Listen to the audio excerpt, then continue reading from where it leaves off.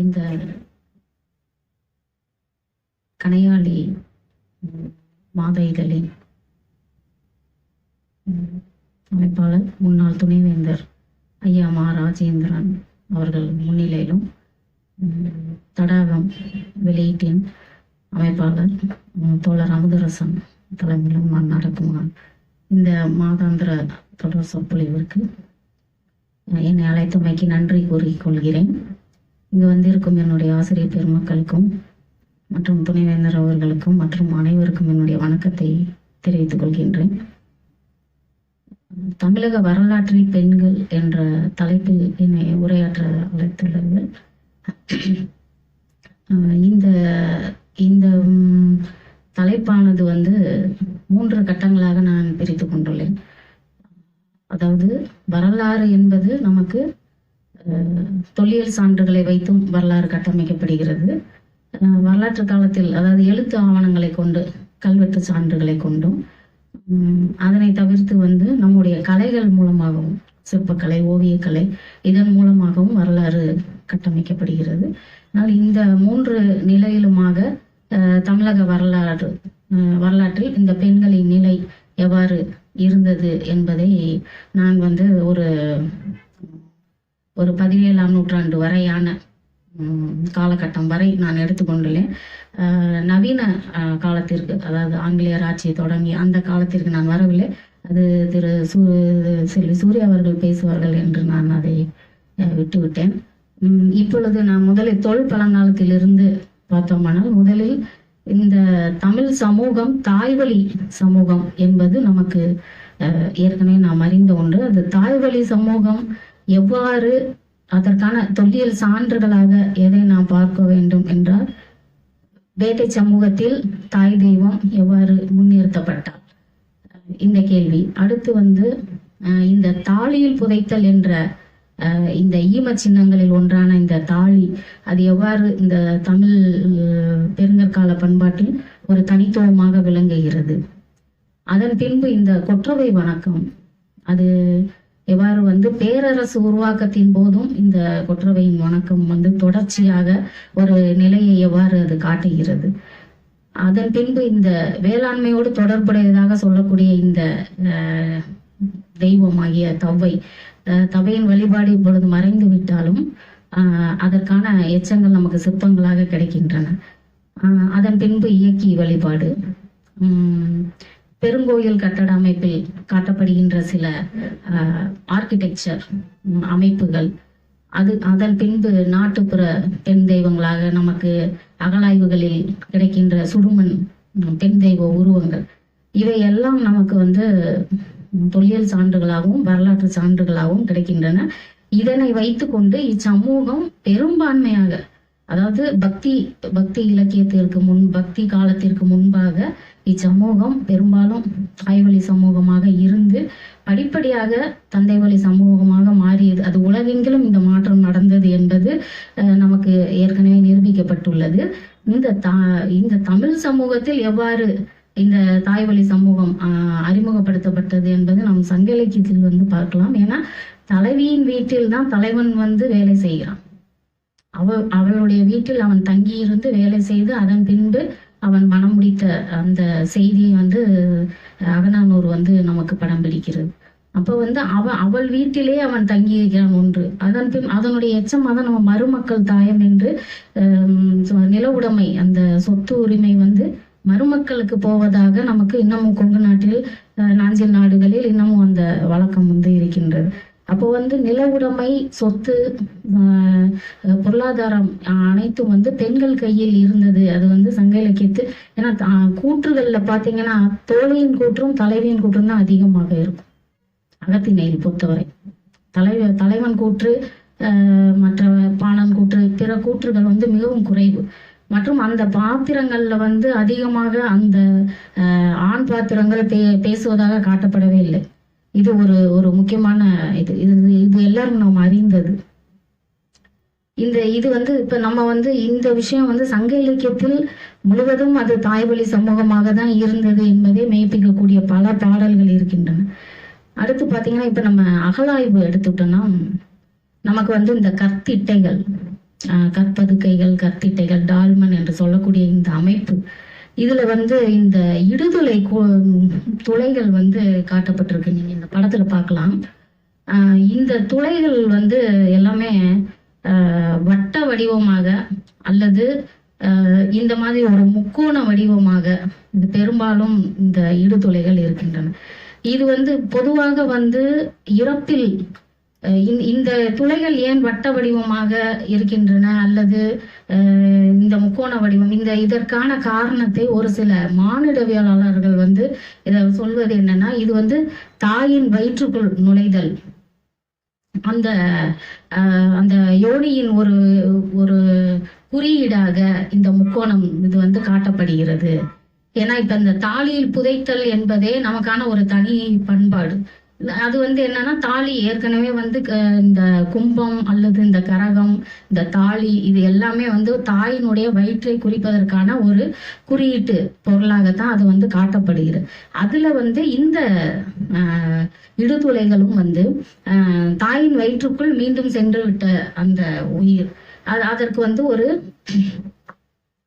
படையல் கொடுப்பதற்கான ஒரு இடுதுளையாக அல்லது அந்த உயிர் வெளிவருவதற்கான ஒரு வழியாக அந்த இடுதுளை காட்டப்பட்டு மீண்டும் அந்த உயிர் பிறந்து வர வேண்டும் என்பதற்கான ஒரு வழியாக அது காட்டப்பட்டிருக்க வேண்டும் என்று மானிடவியலாளர்கள் அது கருதுகோளாக கூறுகின்றனர். அதன் பின்பு பார்த்தீங்கன்னா, இந்த ஆந்த்ரோபோமாபியா என்ற இந்த பறவை அல்லது விசிறி வடிவ இந்த கல் வந்து உலகெங்கிலும் இந்த மாதிரியான வடிவங்கள் வழிபாட்டில் உள்ளது. ஆனா இங்க வந்து நம்ம இந்த தெய்வத்தை, இந்த வடிவத்தை வந்து தாய் தெய்வமா தான் இதை வந்து சொல்றாங்க. ஏன்னா இது போன்ற இது வந்து கல்லால் ஆனது, பெருங்கற்காலத்தை சேர்ந்தது. இது மாதிரியான வடிவங்கள் செம்பில் செய்யப்பட்ட நூற்றுக்கணக்கான வடிவங்கள் வந்து நமக்கு வட இந்திய அகழாய்வுகள்ல கிடைக்குது. அதை வந்து அவங்க அதித்தின்னு சொல்றாங்க. அதித்தி என்பது வந்து இந்த ஸ்ரீவத்சம் என்று சொல்லக்கூடிய இந்த திருமகள் அல்லது இந்த யானை திருமகள், அந்த கஜலட்சுமியின் முந்தைய வடிவம். அது வந்து அதனுடைய முந்தைய வடிவம் இது. ஏன்னா வந்து நமக்கு வந்து செம்பு காலம் இல்லை, நம்ம வந்து பெருங்கற்காலத்துல இருந்து இரும்பு காலம், பெருங்கற்காலம் இரும்பு காலம் நமக்கு தமிழகத்தை பொறுத்தவரை இரண்டும் ஒரே காலகட்டத்தை சேர்ந்ததாக வந்து நமக்கு இருந்திருக்கு. அப்ப இது வந்து தாய் தெய்வத்தினுடைய ஒரு வடிவமாக தான் கொடுக்குறாங்க. இன்னொன்று வந்து பாத்தீங்கன்னா, இந்த விசிறிக்கல்லை சுற்றி 3-4 வட்டங்கள் வந்து வரிசையா இருக்கும். இது வந்து நடுவுல இருக்கும். நீங்க இதுல மோட்டூர்ல திருவண்ணாமலை மோட்டூர்ல பார்க்கும்போது அது நல்லா தெரியும். 3 வட்டங்கள் இருக்கும். இதை வந்து அவங்க என்ன சொல்றாங்கன்னா, இதுல ஒரு கருத்து என்ன இருக்குன்னா, இது வந்து இப்ப இருக்கிற கோயிலோட ஆர்கிடெக்சரின் முந்தைய வடிவம். அதெல்லாம் வந்து அந்த சுற்று பிரகாரம் நம்ம வந்து திருச்சுற்று என்று சொல்லலாம் அப்படின்னு சொல்றாங்க. ஆனா இப்ப வந்து ஒரு கருத்து என்ன இருக்குன்னா, இதெல்லாம் வந்து ஒவ்வொரு கல்லும் அந்த இனக்குழு தலைவன் அல்லது அந்த சமூகத்தின் தலைவியை அவங்கள நடுவுல வச்சுட்டு அந்த குழுக்கள் அனைவரும் சுத்தி இருக்கிற மாதிரி. அதுதான் இப்ப வந்து இந்த புதிர் நிலை என்று சொல்லக்கூடியது பாத்தீங்கன்னா அது மாதிரிதான் இருக்கு. புதிர் நிலை வந்து அந்த இனக்குழுவோட மொத்த கட்டமைப்பையும் காட்டுற மாதிரி. அதுவும் வந்து ஒரு பெருங்கற்கால பண்பாட்டின் ஈம சின்னத்துல ஒரு வகை. இப்ப கம்பையநல்லூர்ல கண்டுபிடிச்சிருக்காங்க, வேம்படி தாளம்ன்ற ஒரு இடத்துல கண்டுபிடிச்சிருக்காங்க. அது வந்து ரொம்ப கொஞ்சம் வித்தியாசமானது. அது கல்வட்டமா தான் இருக்கும், வட்டமா இருக்காது, சதுரமாவும் இருக்கு. அது வந்து இந்த இப்ப மகாபாரதத்துல அந்த சக்கர வியூகம்னு சொல்லுவோம் பாருங்க, அது மாதிரியாக கல் அமைப்பு இருக்கு. அது வந்து போர் இதுக்கான ஒரு இது அல்லது அது ஒருமுகப்படுத்துதலுக்கான ஒரு பயிற்சி அப்படியெல்லாம் அதுக்கு கருதுகோள் இருந்தாலும், மானிடவியல் கருத்துப்படி அது என்னன்னு பாத்தீங்கன்னா, தலைமை அந்த இனக்குழுவோட மொத்த சமூகமும் அந்த பெருங்கல் கால பண்பாட்டில் ஐக்கியமாய் இருக்கின்றது என்பதை குறியீடாக காட்டக்கூடிய ஒன்றாக அது இருக்கு. அதுக்கு வந்து தலைவியாக இந்த அதித்தி என்ற இந்த தாய் தெய்வம் தான் இருக்கு அப்படின்ற ஒரு கருதுகோள் இருக்கு. அடுத்து பாத்தீங்கன்னா, இந்த தாலியில் புதைத்தல் வந்து பெரும்பாலும் வந்து அந்தந்த பகுதிகளில் நம்மளுக்கு வந்து 5 திணைகள், அதுல ஒரு திணை வந்து நம்மளுக்கு முறைமையினால் மாறுபடுவதால், குறிஞ்சியும் முல்லையும் முறைமையில் மாறுபடுவதால் பாலை என்ற ஒரு படிவம், அதனால அதை நம்ம விட்டுருவோம். மீதி 4 திணைகளுக்கும் மீதி 4 திணைகளுக்கும் எந்தெந்த பகுதியில என்ன மூலப்பொருள் கிடைக்குதோ அதை வச்சுதான் இந்த பெருங்கற்கால ஈம சின்னங்கள் உருவாக்கி இருக்காங்க.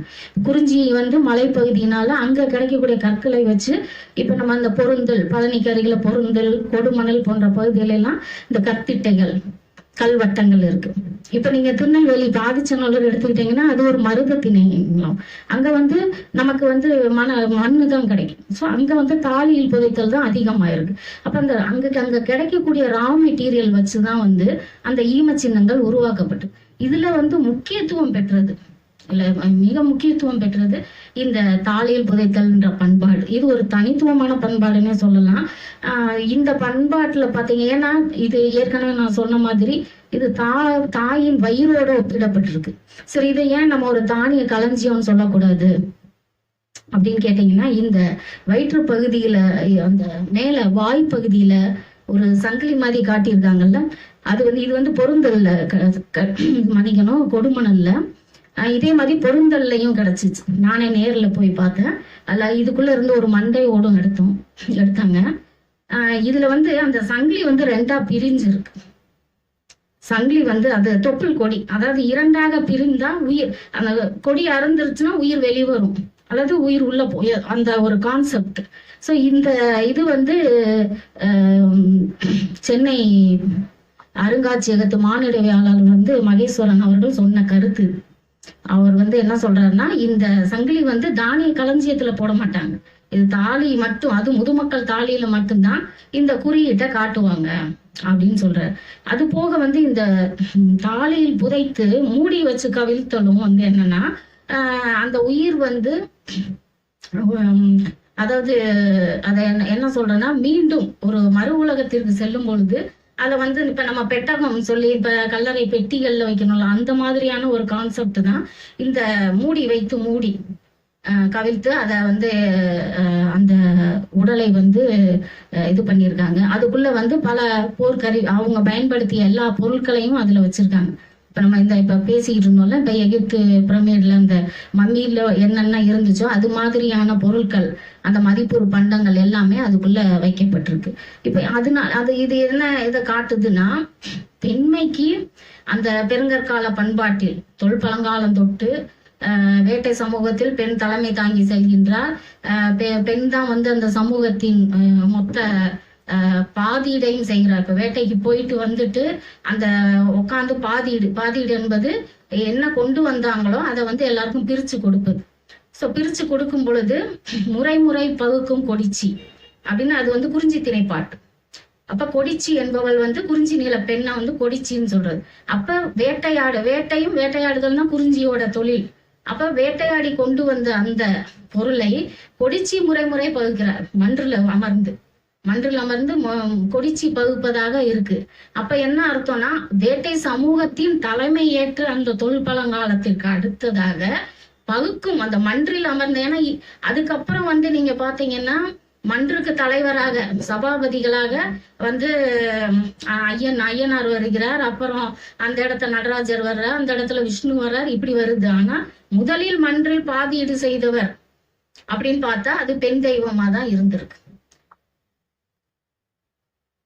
அதுக்கப்புறம் பாத்தீங்கன்னா, இது மூணாருக்கு பக்கத்துல மறையூர்ன்ற இடத்துல மேற்கு தொடர்ச்சி மலை மூணாறு, அதுல கொற்றவையோட இது இந்த சிவப்பு வண்ணத்தில் வரையப்பட்டது காலத்தால் மிகவும் பழமையானது. இது 4000 ஆண்டுகள் முற்பட்ட ஓவியம்னு இதோட காலத்தை கணிக்கிறாங்க. இது சுத்தி இதுல ஒரு நூற்றுக்கணக்கான மான்கள் இவங்களை சுத்தி இருக்கு. அதாவது வேட்டை சமூகத்தில் இப்ப நம்ம சிவனை வச்சுட்டு அதுக்கப்புறம் நம்ம இவங்களை பார்த்தோம்னா நம்ம உங்களுக்கு ஈஸியா புரியும். சிவன் இப்ப பேசிக்கலி அவர் ஒரு வேட்டைக்காரர், ஈஸியா ஹண்டர். கையில மான் மழு வச்சிருக்கிறாரு. தேவாரம் அவர் அப்படிதான் படம் பிடிக்குது. அவருடைய உருவம் புலித்தோல் ஆடை, யானை தோல் பொருத்தி, அப்ப எல்லாமே அவர் ஒரு ஹண்டர்ன்றதுதான் நம்ம காட்சி படுத்துது. ஆனா அவருடைய இந்த அத்தனையும் அவர் மான் கொம்பதான் பிறைய அணிஞ்சிருக்கிறாரு. இப்ப நீங்க அவரை ஒரு ஹியூமனா ஃபர்ஸ்ட் நீங்க, அதாவது மித்திக்கலா அவரை பார்க்காம புராணத்துல இருந்து எடுத்துட்டு தொல்பழங்கால ஒரு மனிதன், அந்த இனக்குழு தலைவன் எப்படி இருந்திருப்பான், ஒரு வேட்டை சமூகத்தின் தலைவன் அப்படின்னு பார்க்கும் பொழுது அவருக்கான அத்தனை உருவமும் அத்தனை ஐக்னோகிராஃபி உருவ அமைதிகளும் சிலப்பதிகாரத்துல வந்து இளங்கோவடிகள் கொற்றவைக்கு சொல்றாரு. அதே யானை தோலை பொருத்தி மான் தோலை அணிந்து அந்த பன்றி கொம்பை வந்து நில பிறையாக தலையில் சூடி அந்த அம்மா வந்து அந்த ஒரு சிறுமிக்கு ஒரு 7 வயது சிறுமிக்கு வந்து அந்த எயினர்கள்னா வேட்டுவர்கள் அவங்க வந்து அந்த பிள்ளைக்கு வந்து கொற்றவை வேடம் புனைந்து வணங்குகிறார்கள் அப்படின்னு சொல்லிட்டு அவரு 24 வரியில சொல்றாரு கொற்றவையின் உருவத்தை. சோ அப்ப வேட்டை சமூகத்துல முதல்ல இவர் ஆண் சமூகம் வந்து வேட்டைக்கு தலைமை ஏற்பதற்கு முன்பு பெண் தெய்வம் தான் தலைமையேற்றது என்பதற்கு இதுதான் ஒரு முக்கியமான ஒரு எவிடன்ஸ். ஏன்னா வேட்டையில வந்து வேட்டை சமூகத்து இதே என்ன உணவு தேடுதல் தான் 2 வகை தான். ஒண்ணு உணவை தேடுதல் அல்லது உணவை உற்பத்தி செய்தல். முதல்ல நம்மளுக்கு வந்து உணவை தேடுதல் என்பதுதான் தொல்பழங்காலத்துல கற்காலத்தோட மிக முக்கியமான இதா இருந்தது. அப்ப இந்த உணவை தேடுதல்ல வேட்டையில மிக அதிகமாக அல்லது எளிதாக கிடைத்த விலங்கு மான். அதனாலதான் வந்து கொற்றவைக்கு மானு அவரு சிவனுக்கு காட்டும் பொழுது மானு தான் காட்டுறாங்க இன்ன வரைக்கும். ஏன்னா உங்களுடைய அந்த கருவிகளாக காட்டுவதை இன்ன வரைக்கும் அவருக்கு பல ஐக்னோகிராஃபி இருந்தாலும் இந்த மான் மரியா அவங்கனால விட முடியல. அந்த தொடர்ச்சி வந்து வந்துட்டே இருக்கு. சோ இந்த இது பாருங்க, இந்த இதான் அந்த தாலியில சொன்னேன் பாருங்க, அந்த சங்கிலி வந்து பிரிஞ்சு இருக்கு பாருங்க. இது வந்து அந்த பொருந்தல் என்ற தாயின் வயிறாக கருதப்படும் தாலி, இதுதான் தொப்புள் கொடி, அது வந்து பிரிஞ்சு விலகுது. சோ இந்த மாதிரியான ஒரு இது வந்து காட்டப்படும். அடுத்து நான் இது படம் கொஞ்சம் முன்ன பின்ன அமைஞ்சிருச்சு. நான் சொன்ன அந்த மோட்டூர் அந்த முன்னாடி பார்த்தோம்ல அந்த பறவைகள் விசிறிகள், அதனுடைய வடிவம் தான் இப்ப இந்த ஸ்ரீவத்சம் சொல்லக்கூடிய இந்த நடுவுல காட்டப்பட்டு இருக்க இந்த வடிவம். இது வந்து இப்ப காசுகள்ல பயன்படுது, திருமரு என்று சொல்லப்படுது. இதோடைய முந்தைய வடிவம் வந்து ஒரு முக்கோணம் தான். முக்கோணம் வந்து சமணர்களுடைய சமண தீர்த்தங்கர்களுடைய மார்பிளையும் இருக்கு. சமண தீர்த்தங்கர்களுடைய மார்பிள இடம் மார்பிள இருக்கு. அதை வந்து வைணவம் அதோட இதா மாற்றும் பொழுது அது வள மார்பிள அது வந்து இந்த ஸ்ரீவத்ச வடிவமாக அது காட்டப்பட்டிருக்கு. இது வந்து ஒரு பெண் தான். ஏன்னா வளமார்பில் திருமகள் தான் உரைகிறாள் என்ற நம்ம புராண அடிப்படையில பார்க்கும் பொழுது அங்க வந்து செம்புல கிடைக்கக்கூடிய இதே மாதிரி உருவங்கள் எல்லாம் அதித்தி, அதாவது தேவர்களின் தாய் என்று சொல்லப்படுகின்ற அந்த அதித்தியா அதை கருதப்படும் பொழுது அப்ப இங்க கிடைக்கின்ற இந்த உருவங்களும் இந்த பறவைகள் என்று இந்த விசிறிகள் என்று அழைக்கப்படுகின்ற இந்த தாய் தெய்வ உருவங்கள் பெண் தெய்வங்கள் தான் அப்படின்னு நமக்கு வந்து உறுதிப்படுது. அடுத்து பாத்தீங்கன்னா இந்த இது நம்மளுக்கு ஆதிச்சநல்லூர்ல கிடைச்ச கொற்றவை பெண் தெய்வம். இது பாருங்க, இந்த பெருங்கற்காலத்தை சேர்ந்தது. இந்த சிற்பத்தை பார்க்கும் பொழுது நமக்கு சிந்துவெளி பண்பாட்டுல நமக்கு கிடைக்கின்ற அதே தாய் தெய்வங்கள் போன்ற உருவம். அப்ப நம்ம பொதுவா வந்து சிந்துவெளி பண்பாடு நம்முடைய திராவிட பண்பாடு தான், குறிப்பாக தமிழ் பண்பாடு என்று நாம் வந்து உறுதியாக சொல்வதற்கு இந்த அமைப்பு வந்து ஒரு முக்கிய காரணமாக இருக்கு. இதுல வந்து பாத்தீங்கன்னா இந்த உலகமெங்கிலும் வந்து இந்த பெருமோட்டுடையாள் என்பது வந்து ஒரு முக்கியமான வார்த்தை. அதாவது அகன்ற பருத்த வயிறு, கனத்த மார்பகங்கள், இதெல்லாம் வந்து ஒரு தாய்மைக்குரிய சின்னங்களாக வந்து காட்டப்படுது. இது வந்து உலகெங்கிலும் இருக்கு. இந்த மாதிரியான சிம்பிள்ஸ் வந்து உலகெங்கிலும் இதை வந்து இது பண்ணிருக்காங்க. ப்ரீ ஹிஸ்டாரிக் பீரியட்ல இதை வந்து இது பண்ணியிருக்காங்க. அதனுடைய தொடர்ச்சியாக உலோக காலத்துல நம்முடைய பண்பாட்டுல இந்த மாதிரியாக அமைக்கிற பண்பு வந்து சிந்துவெளி இதுல பல முத்திரைகள், சில வெண்கல சிலைகள்ல இதே மாதிரி இருக்கு. தாய் பால் கொடுக்குற மாதிரி, அந்த குழந்தைய அரவணைச்ச மாதிரி, அதுக்கப்புறம் வந்து இந்த நடன பெண் என்று சொல்லக்கூடிய அந்த பெண், வளையணிந்த பெண், நிற்கின்ற அந்த பெண், இது எல்லாமே வந்து நமக்கு தாய் தெய்வத்தின் அந்த வழிபாட்டினுடைய அல்லது முதன்மை தாய் தெய்வம் பெண்கள் முதன்மை பெற்ற சமூகத்தின் வெளிப்பாடுகளாக தான் காட்டப்பட்டிருக்கு. அதுக்கப்புறம் நான் சொன்ன அந்த சிலப்பதிகாரத்துல வேட்டுவ வரியில அந்த எயினர்கள் கொண்டாடி அந்த கொற்றவை பாடல் இருக்கு பாருங்க, அதனுடைய ஐக்னோகிராஃபி அப்படியே இந்த சிற்பத்துல இருக்கு. நான் பக்கத்துல காமிச்சிருக்கேன். அந்த கொற்றவை 16 கைகள், அந்த கைகள் அனைத்திலும் ஆயுதம். அதே மாதிரி அந்த வெச்சி மாலை முருகனுக்கு முன்னாடி, இப்ப முருகனுடைய ஐக்னோகிராஃபி நம்ம பார்க்கும்பொழுது இப்ப பேசிட்டு இருந்தோம். வெச்சி சூடுதல் மற்றும் இந்த சன்ன வீரம், இது எல்லாம் முதல்ல கொற்றவைக்கு தான் இருந்தது. அதனாலதான் வந்து திருமுருகாற்றுப்படையில நக்கீரர் சொல்லும் பொழுது கொற்றவை சிறுவ பழையோள் குளவி